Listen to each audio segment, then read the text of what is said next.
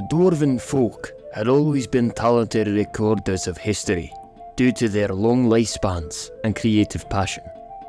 Though the earliest records were largely lost in the Great Collapse, when the tyrannical clan Ironborn brought ruin to all records they could find to cement their authority over their kin.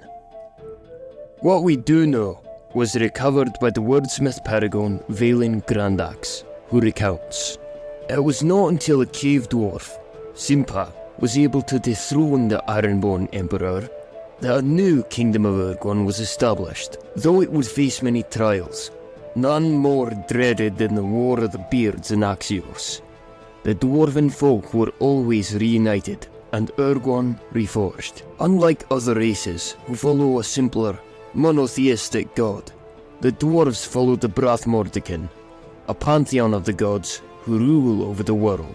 Forged by the world maker Yemika, they place a special emphasis on hard work before faith and prayer, and concern themselves less with sacred scripture, but rather examining the greater design of the world and its omens. The design of the world maker is referred in their tongue as the rune. Beyond the world are the halls of Khazad-dûm, where Yemikar and the rest of the Brathmordican reside. It is widely accepted that when a dwarf passes, they are taken by the god of death, Dungrim, and their soul auctioned between the gods. If a dwarf is bid on highly for his deeds, they will join their patron for a feast and good work for eternity. Those with incredible feats of glory weighing on their soul are elevated to the status of Perigo, a god in their own right, and a lord among ancestors in Khazad-dûm. All dwarves, with few exceptions, are explicitly faithful to traditions of the ancestors, though not all follow a centralized clergy.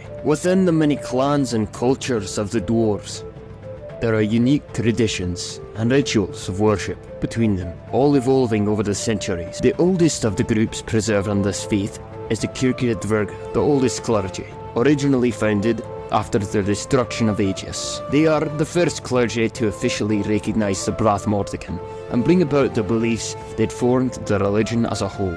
Throughout its existence, it suffered many falsehoods and eventually collapsed.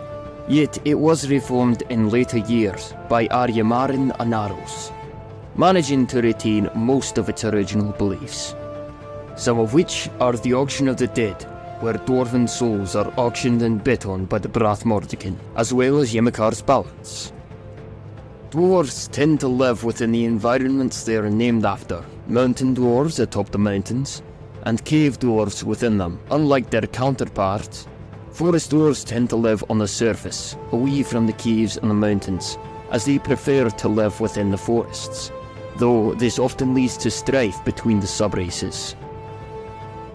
Much like the other descendants of the brothers, they are stricken with a curse, due to Iblis' promise of infinite wealth of gems and ores, colours and crystals Urguan could never imagine. His greed had failed him. Upon his banishment from the realm, Iblis said to Urguan, "Urguan, your greed and lust shall overcome you.